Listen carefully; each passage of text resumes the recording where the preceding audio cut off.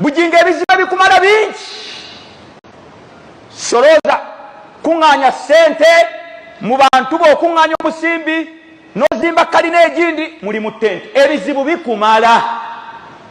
Obusiraamu hands off. Ojja kufuna ebizibu budingo. Ebizibu akakamanyiro kogenda oleeta buno obusiraamu si people power. Endokoka ate nagenda okulokoka nali mu kuyanda nali mu bbanga bwentuza Mukama yalabanga maliriddde okusiramuka kubanga n'obusiraamu nabusomako basics manyi okufuna udhu manyi alhamdu njimalako swala njimanyi naye ekyannemesa ababuulizi b'enjiri baali tebanabakwewa bitibwa byaba bishop na biki tewaliwo president w'abalokole bonna baali babuulizi banjiri ng'empaka ziri mu kibuga kati nga sina byemanyi njukira omukaduli kitasoma Bayibuli naye nga nnyumirwa empaka z'omu ku babeerangawo nga tuziwuliriza nga abalokole bano babuuza abasiraamu nti Muhammad aliwanga akomolebwa fe Yesu wuno yabatizibwa simpaka nyangu ezo nno nakati era siziyingiddemu banyumiza byange ebyaliwo mutulage nabbi Muhammad sallallahu alaihi wasallam ng'akomolebwa mutulage yamukomola nga bo babikula Yokaana n'abatiza Yesu ng'ensi eraba era yamulanga ajja ennyuma wange n'obuguwa obuli ku ngato ze sigwanira kubutuggulula Yesu n'ajja mu kitiibwa kye Yokaana n'atyamu namugambatiza ng'ayanukula ebibuuzo ebiribuzibwa emirembe gyaffe nti mubatizibwa naye Mukama mwe yabatizibwa Yesu n'abatizibwa ate naye n'abatiza kiri mu bwino actually awo nga ekigambo ekisinga okubeera mu Kampala leeta bwino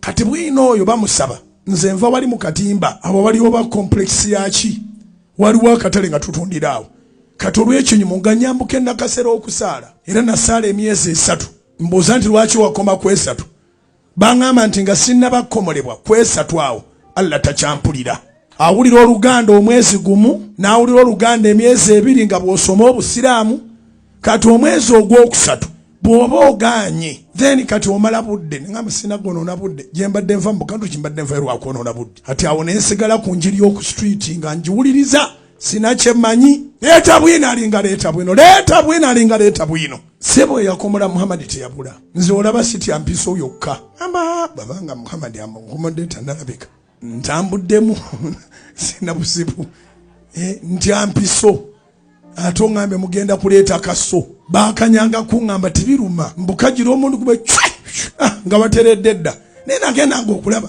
bannange be bakomodde nali ne munnange asula kazo bamuyita Abbas Kyeyune ali kazo Abbas Kyeyune nze sirimbangako byenjogere babituufu abeekazo bamasheeka mubuuza Abbas Kyeyune naye nga bamuyitanga Pascal Kyeyune yazaalibwa ku Pasika ewaffe Masaka nsingako okubukulu katono ne yali wa Pasika batumuyita Pas kandi bamukyusa ne bamuta Abbas ye yasooka okusalibwa esande 3 tava wansi ngamba basooka Abbas Pascal Kyeyune ali awo kazo akyali mulamu ne mungenda y'omulaba nangamba bujingo yampitanga Looziyo nangamba Looziyo ng'olw'amagulu agakoze ati atambulira mu leesu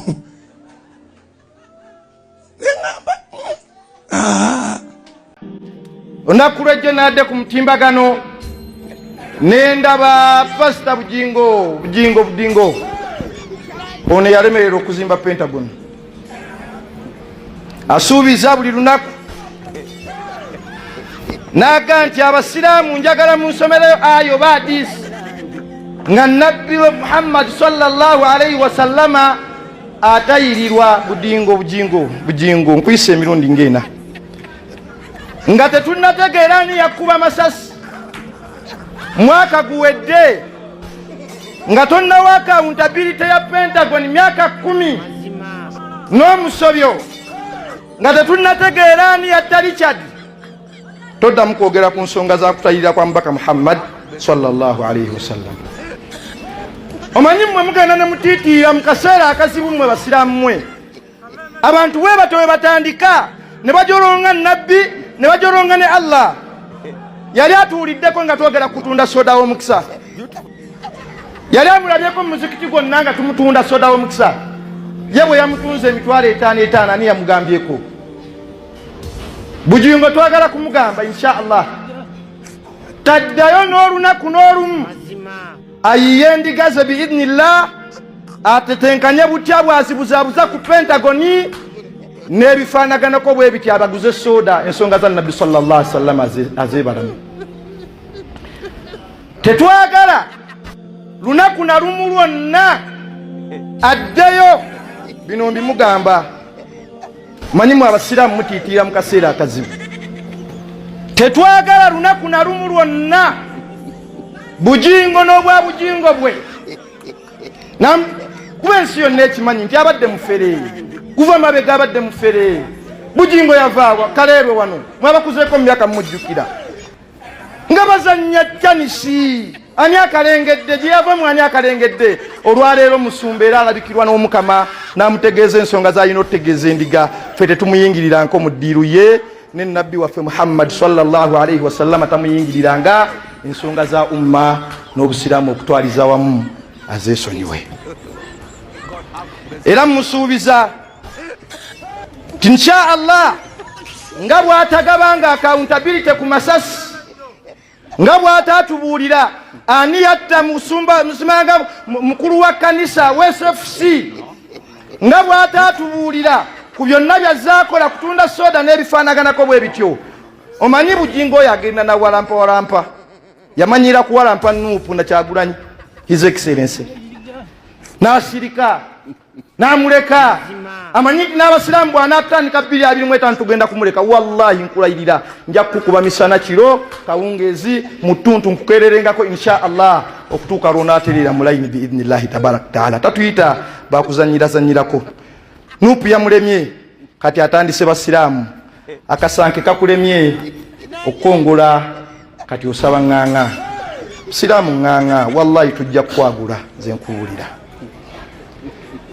Ebyo ebigambo bwe mubiraba mumwate abasiraamu ne muteekako likes ne muwaana muki oyo, muwaana muki bujingo. Mutulage Nabbi Muhammad sallallahu alaihi wasallam ng'akomolebwa, mutulage yamukomola. Fwalangi manyi naye ekyannemesa nti Muhammad yaliwanga akomolebwa, fe Yesu wuno yabatezibwa. Leeta bwino sebo yakomola Muhammad teyabula. Nze olaba siti ampiso yokka. Babanga Muhammad yamukomodde tandalabika. Nti ampiso. Ate ngambe mugenda kuleeta kaso. Bakanyanga kungamba tibiruma. Mbukajira omuntu kuba nga bateredde dda. Kati olw'ekinyumu nga nyambuke nakasera okusaala. Era nasaala emyezi 3.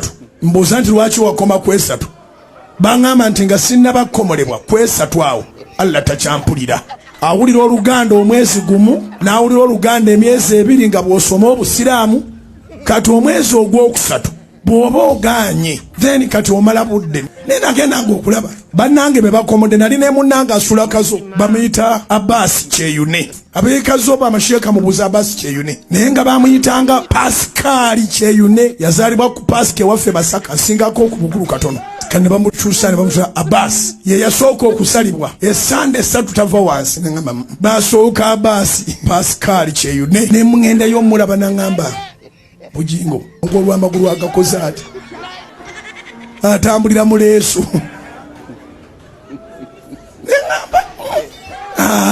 Kale bwebanga yeddiini entuufu bandage yakomola mukama wange, bwe bandage yakomola Muhammad nja guma giri tateyinkana geyeena. N'olwaleero wavayo sheeka n'alangirira nti yazudde aya nga gundi akomola Muhammad. Abakoze